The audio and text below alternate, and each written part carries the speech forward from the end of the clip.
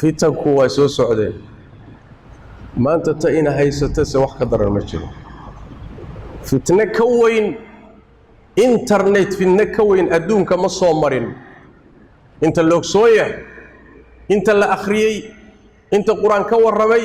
inta sunnada nabiga ka warrantay inta sijilliga taariikhda la akhriyay fitna ka weyn internet ka ma soo marin adduunka laana wax shabakadan waxa gacanta ku haya shayaadiinta insiga iyo jinniga gacanta ku haya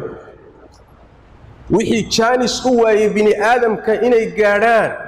ba jaanis waxay u heleen si fudud inay guryaha galaan dhalinyarada gaadhaan wiilasha gaadhaan gabdhaha gaadhaan hooyooyinka gaadhaan meel walba iyo tuulo iyo magaalaba inay gaadhaan bay jaanis u heleen maxaa internetka dhex yaala baraha bulshadu ku xidhiidha maxaa dhex yaala social media maxaa dhex yaala boqolkiiba 99 waa wax khayr aan ahayn khayrka ku jiraay waa wax aad u yar jaanis baa loo helay bini aadamkii in la hanto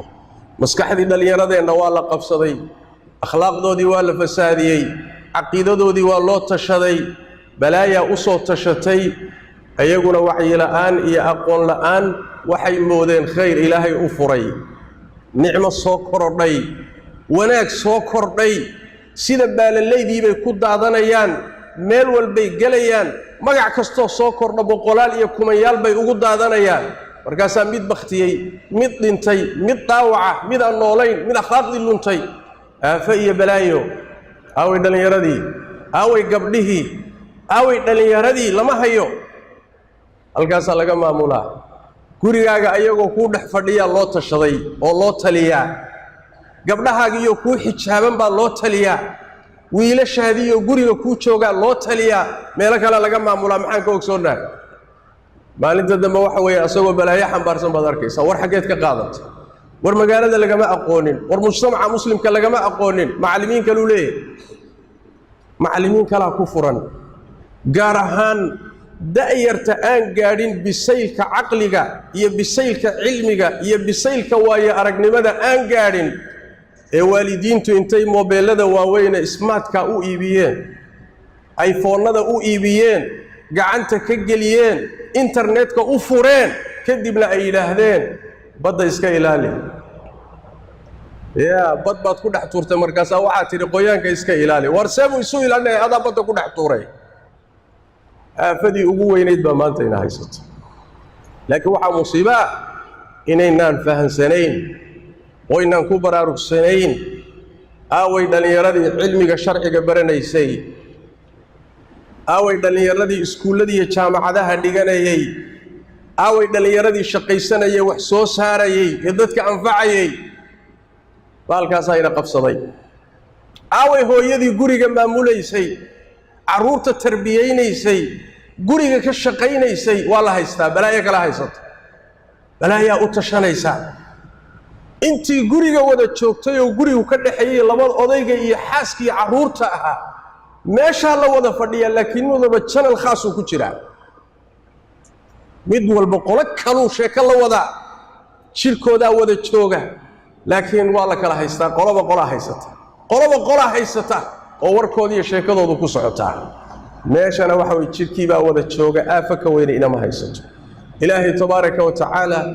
fitanka haynaga badbaadiyo waxa la doonayaa da'yarta muslimku inay ku baraarugto internet idinku malihidin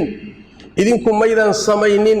caqiido wanaagsan looma samaynin akhlaaq wanaagsan looma samaynin mujtamac dhisan looma samaynin qoys isku hagaagsan looma samaynin dad aakhira u socdo looma samaynin dad ilaahay rumaysan iyo aakhira looma samaynin waxa loo sameeyay adduunkan in lagu kharimo bini aadamkana shayaadiin loo hogaamiyo seed uga badbaadi marka